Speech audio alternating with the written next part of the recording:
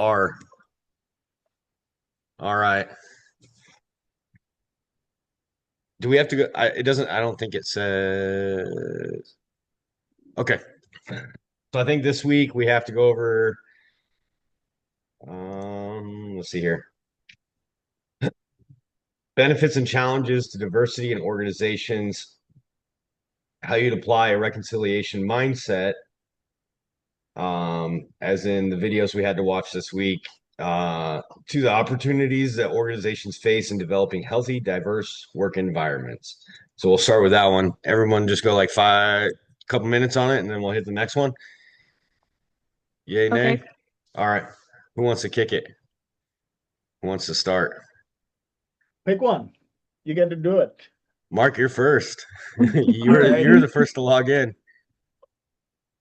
All right, I'll take it. My name is Mark. I am in sales, and this is week 4, I believe, of our team Zoom. And today we are going to be discussing about reconciliation and diversity and how we deal with that based on reconciliation.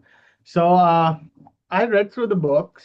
I watched Efficiency and things like and the reconciliation video done by Preacher, and found some interesting things. So my take on this so far has been when there is when we talk about global businesses and stuff like that, there is going to be a big part of diversity, right? There's different cultures, different countries, different people. And me being in sales, not having direct reports or working for a global company, I looked at diversity from a different perspective, which is age for the most part. I have the chance of working with people of various different ages. It can be a young engineer or it can be a VP who has been in the same role for, I don't know, 20, 30 years or in the same industry, right? And looking at it, what stands out to me is with diversity, there's always going to be a big chunk of challenges that comes in, right? How do I talk to this person? What does this person not want to hear and things like that?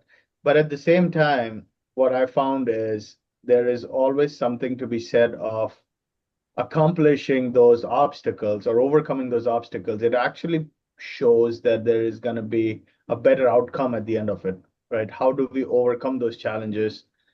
And that's where I think reconciliation comes in, right? Efficiency, the book of Efficiency talk about reconciliation as being a thing to do where we are restoring relationships and unity where there was division before, right? And in this case, the division is obviously going to be age for me, at least. And how do we overcome those? How do we build relationship? And it brought me back to thinking again about when we looked at the book of James, or if we go further back about Mayer and trust building, quick to listen, slow to speak, and then tying it with the Shirkani's 3R models, right? Read, recognize, and then respond. I think this reconciliation is probably the last part that helps us tie all of that in, making a strong case of, through reconciliation, through using the 3R model or framework, we can come to a point where leaders are actively pursuing or making that switch in themselves to figure out how we can fix issues that come with diversification or diversity, where people are put in these silos of, again, coming to my thing of different ages or different countries or different culture. I believe reconciliation is going to be a big thing for me personally on how we can look or how I think I can improve my situation when it comes to diversity. Yeah. Yeah, that's my thought. As you were talking, I just kind of like looked at like our four pictures, and I think that kind of like summarizes like I diversity. You know what I mean? agree. I I don't know if that agree. was done intentionally or not, but go ahead, Frank. Well, I just finding uh different people from different region and culture have a very different behavior pattern, and it would cause a lot of misunderstanding if we do not put ourselves in other people's shoes. Hmm. Uh, Also, I can see what I see come from a reconciliation. I think the conflict would happen was because of bias, arrogance, and uh, not willing to recognize people who are different from them or ourselves, and that's something we have to aware. Like we should not judge for differences. There's something I disagree from the video of that pastor, like uh, because he says like I read a person just a person, but what shapes the person is the environment. If we talk about race, I would say race is something shaped by the environment, like a different biological feature, I think. And I think that's the same as the culture and culture, behavior, pattern, mindsets are also things being shaped uh, by different environment. Well, talking about what's the efficiency, the Bible story, and also from Ivory, the author says about like a recognize, develop. We like through diversity, we should recognize uh, the wisdom of people to adapt their environment and to survive and strive under that like a uh, certain like a historical context or natural environment or industry feature, right? We shouldn't recognize how their culture make that group of people survive and strive under that environment different than us, rather than judging because of the differences. That's something I consider about like yeah. So every culture have its strength and wisdom, and under different environmental contexts. Yeah.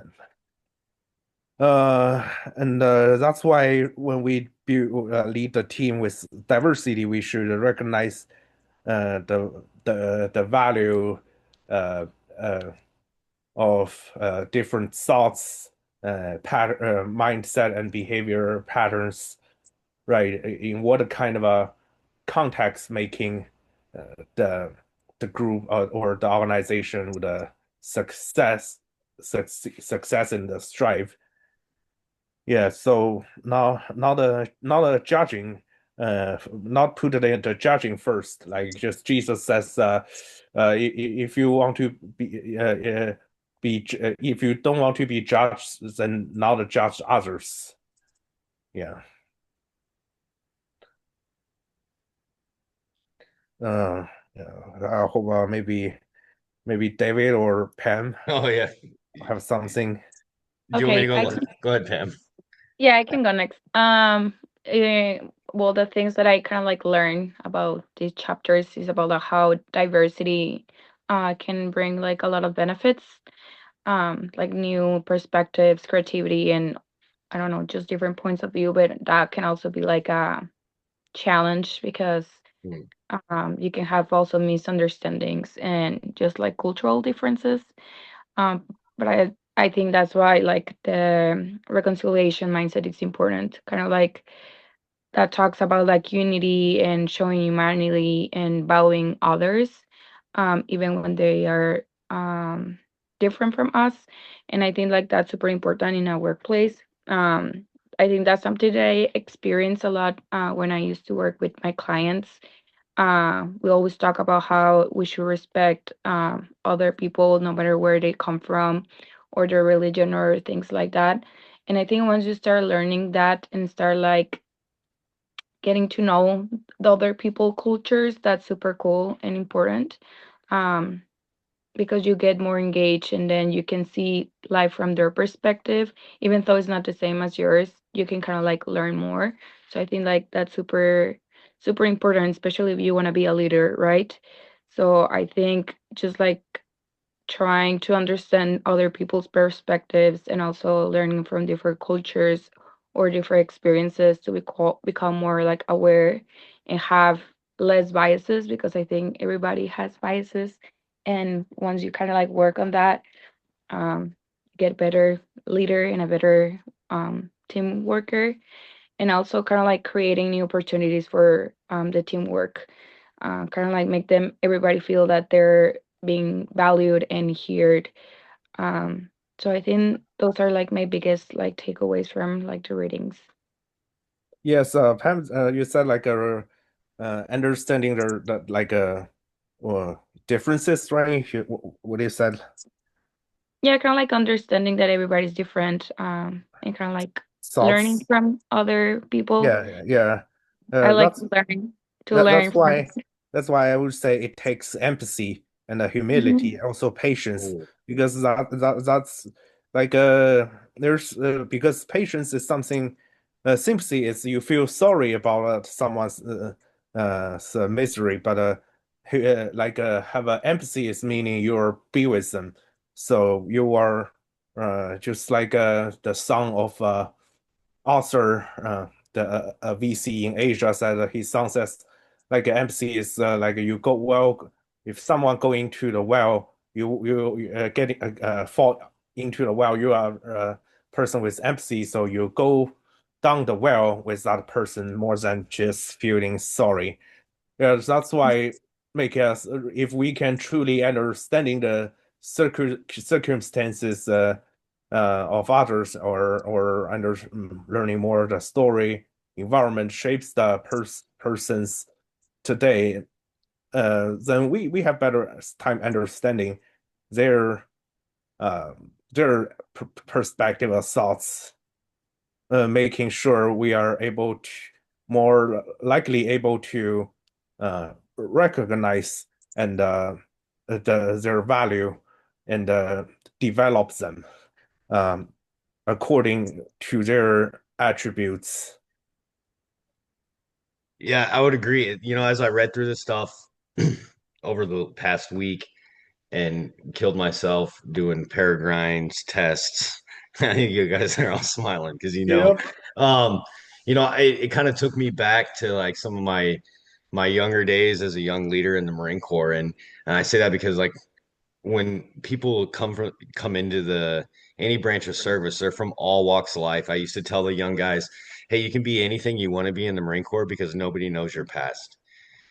And they could make up these huge stories about what they had done, but at the end of the day, once you truly get down to like being a servant leader and understanding where they had come from, understanding their culture, their values, and their beliefs.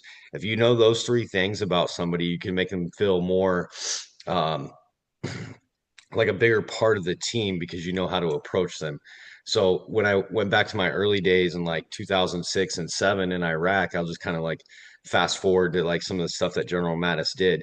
When we were first out there, we were just in like warmonger mode, I guess you could say, like just get to the country, defeat it, and take it over. And there was really no end in sight. And what we didn't realize at the time is that we had created more terrorists or people against us than were with us.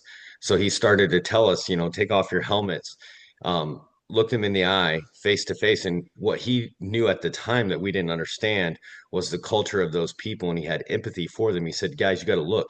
Like we just destroyed them. We've, possibly killed their family members. We have to have a little empathy. So as we did that and started to understand their culture, that's when they came up with things like the female lioness teams.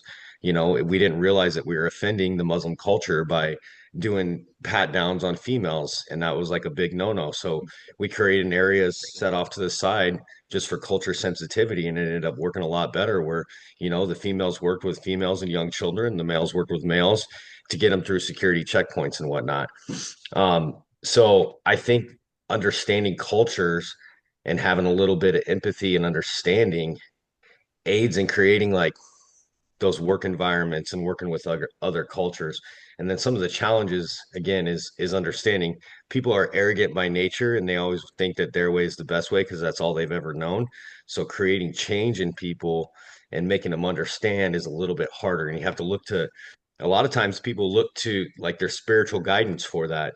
And I think that's where that, the videos came in this week, because if you look at Ephesians, it's all about, salvation of is only by grace, unity, and then Christian living or setting the example for others to emulate.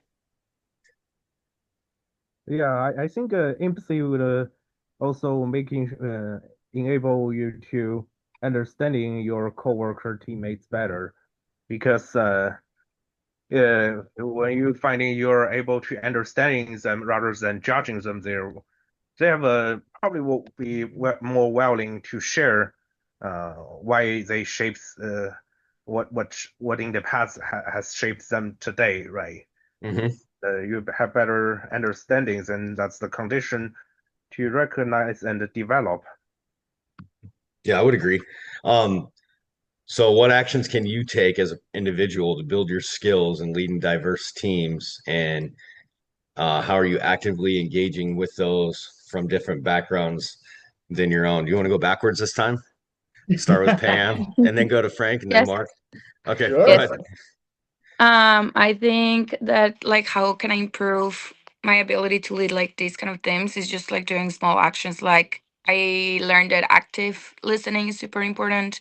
Sometimes it's hard to just like stay quiet and listen to other people, but once I think you start listening to people and see their perspectives, that's helpful. And also some of the things that I have done before when I have to work with people from different countries or that they speak different languages, it's kind of like just asking about their culture, like what do you do, what is important for you. Um, I learn a lot about like the Muslim culture because they have this holiday, so I understood like Ramadan. Ramadan, yes. So I understood why they do it, and I saw their like progress, like their Ramadan, like feasting for a month and all those things. And we also have like a specific room for them so they can pray at any time that they needed to pray. So I think like doing those little things for them is incredibly like they feel valued, they feel heard, they feel that they matter. And even though there were many other like religions in the clinic at that time, we always try to make everybody make feel comfortable. Like Ramadan for the like in the US is not like an official holiday, but we made it an official holiday for at least our clinic. So doing those little things, I think you can become like a better leader, but also you can make your other like your teammates feel comfortable and feel like they're valued and heard in a space, like in a workspace in general. So yeah, that was like a little bit of my experience and what I have learned about like through life about diversity. I don't know who wants to go next. I got Frank as next.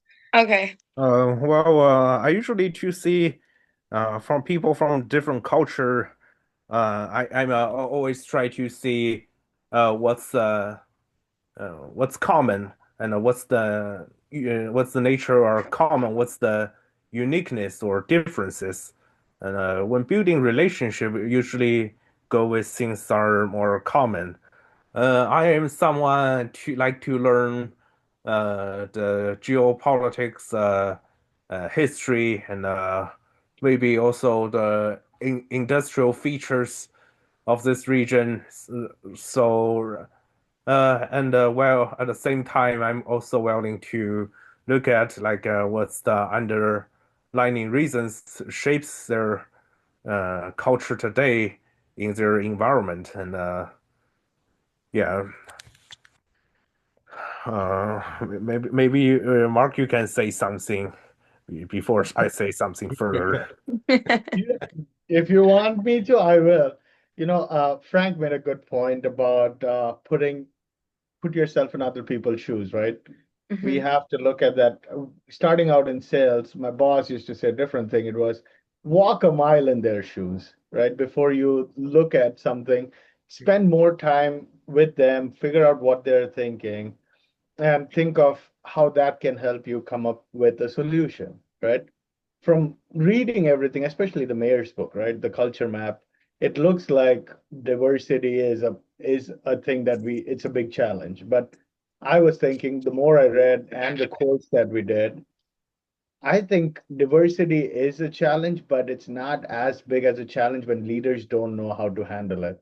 Right? Coming back to Dave, your point, when your leader knows, or as you as a leader knows how to ask those questions, right? You can be anything you want. What do you want me to know about you? Right? When leaders ask those questions, that's where the challenges of diversity starts to diminish, right? We are now using the 3R models. We are recognizing them as other people. And I think that's where most of my growth is going to come from is I'm always been a person being in sales, you learn this pretty quick. You cannot win everything. And the best way to go about things is creating a win-win situation, finding common ground, right? What works for me, what's going to work for somebody else, and where is that middle ground? I think that's where collaboration comes into play, right? Trust-based systems, where can I build trust using my influence, not authority? Right? Those are some of the things that I'm actively working on, and it's just a way of life, finding the common ground, right?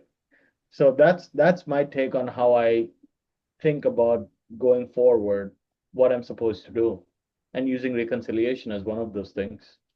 Yeah, I think once we further and further getting to the common ground, then that's the making better condition to understanding the differences with empathy as the way to for like a conciliation. Yeah. As I read the question, like what actions can you take to build skills at leading diverse teams? I kind of sit and think about like team building events. You got to find, and Mark, as you discussed finding common ground, you have to find the common goal for like all parties, right? And then you have to get people vested or into that common goal. And that's done through like what we learned about last week and talked and discussed last week, with vision statements and mission statements. And if people can like really buy in, if you can get that buy-in from people, and you get that buy-in by doing those like team building things and learning about different cultures. And as Pam and Frank had mentioned, making them feel like they're a part of the team and that they're valued. And when you do those things, they value your mission and vision, and it's easier to carry out that because you all have a common goal, regardless of what your background is. I used to have a saying to all my Marines, I don't care where you came from, you're all green to me. So I don't care what your culture, well, I cared, so don't get me wrong, but like I don't care what your background is, we're here to do a mission, let's do it together. And when we did that, what I learned is shared suffering creates camaraderie, and we built some of the strongest teams in some of the worst times in our lives. But at the end of it, these are lifelong friends. It didn't matter what rank they were and where they were at in the hierarchy. But to this day, by going through that shared suffering and sharing that common goal and coming together and having empathy for one another and really supporting each other, we came out on the end as lifelong friends. Yeah, I think right now we can finding something like the process how to making diversity as a strength is first finding the common ground and the common goal, and then next is recognize the value from the differences, and Mm-hmm. then develop with empathy to achieve the common goal. Yeah. So I agree. But when we look at both the readings from last week, right, Mayer and Daff both hint at it, like building trust through shared purpose.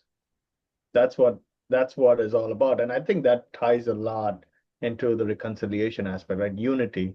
When we Mm-hmm. talk about unity, it's still the same thing, all one for all or all for one, right? Right. It's that same thing. So I agree. Yeah. Any share final thoughts? We'll go around real quick. I just got the 5 minute warning just so y'all know. All righty, let's do it. Maybe Pam, would you want to say something from the readings that's like a woman are more likely to be collaborative? Wait, can you say that one more time? Would you like to share something related to the book saying women is more collaborative? The women are more collaborative? Yeah, do you have any experience about that? No, I think like in the past jobs that I had, they were mainly like it was a balance. I don't think there was like a big difference, which is I think it's good. But yeah, I'm definitely kind of understanding also like that age can be part of culture, that religion is part of culture, that any like your legal status is kind of like part of culture, kind of like understanding all those Yeah. things. I think that's also important. Culture is just not where you come from or where you like parents come from. It's a big thing. So I think that's also like learning about privileges and things like that. I think also can help us become better leaders. How can we help others when people have different cultural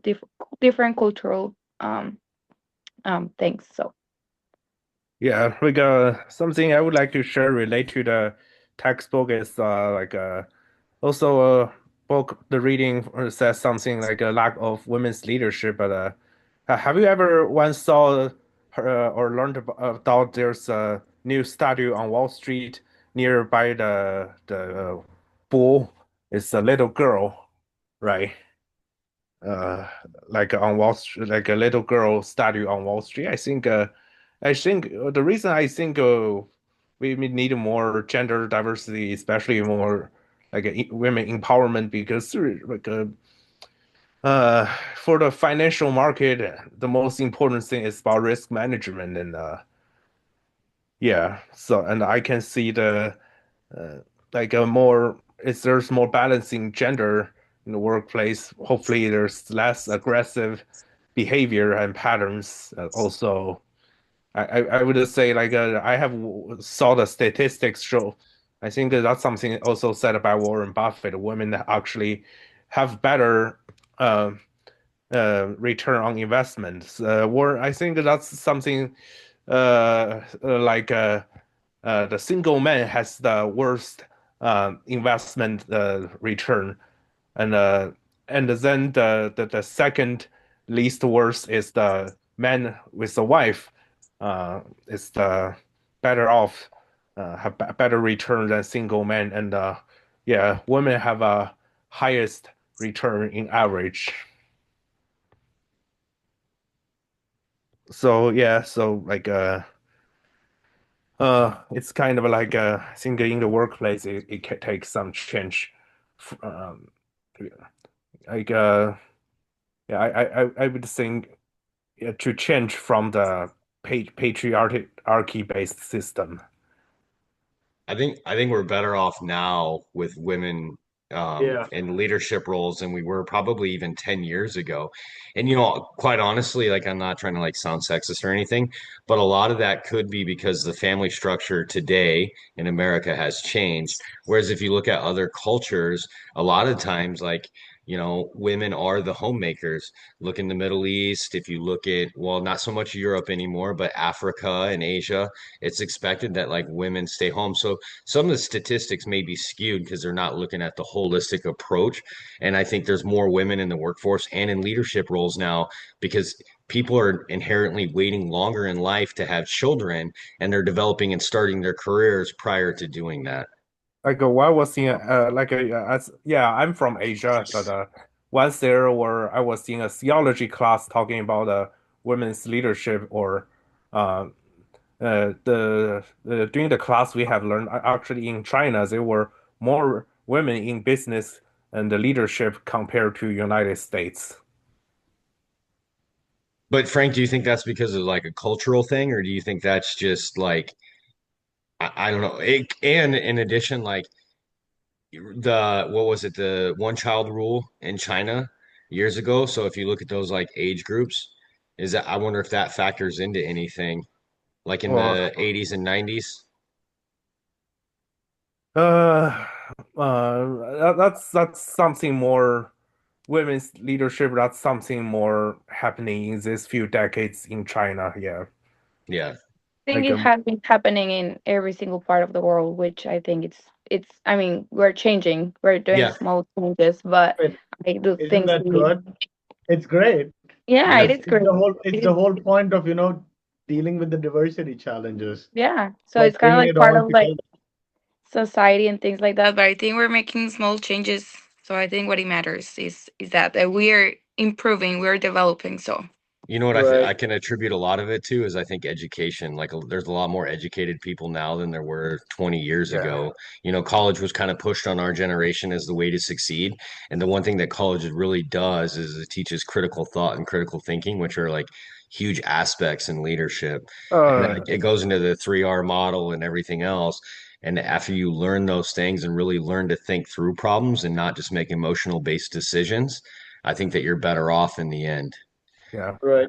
Mark, Yeah. David, you got any final words? I got like a minute yeah. 30 left. seconds, I'm guessing. Yeah. I think Hey, the reason you mentioned about what makes China like a more women's leadership today, I think probably the mandatory education. Yeah. Yeah. no, I think I can close this out, I guess, with the last 30 seconds. I think that everything that we're doing today, everything we see in the world, it just attributes to, everything is global now. And diversity is a challenge that we have to overcome. And hopefully we are all doing a good job. I mean, just the four of us being present here, as Dave mentioned, is a big step towards Uh, overcoming some of those diversity challenges. But other yeah. than that, I think leaders do have to ask those questions on how to make things better, what they can do more actively, create sense of shared purpose and things like that as they think about globalization or things of that nature. But I just think we are already headed towards a good place, and I just think we need to keep improving. There's Yeah. still a lot to do. Yeah, even we are maybe that's my final words. Even we are in a age of deglobalization, but this kind of a cross-cultural capability is still important because first we want to peace and conversations, and also differences can be a mirror to reflect uh, different different people among each other. So that's also a condition for learning as well, mutual learning. All right, guys. I'm gonna have to let me see if I Mark, when you stopped the recording last week, did it kick you out of Zoom? Not really, no. Just Okay, stopping. I'm gonna stop the recording.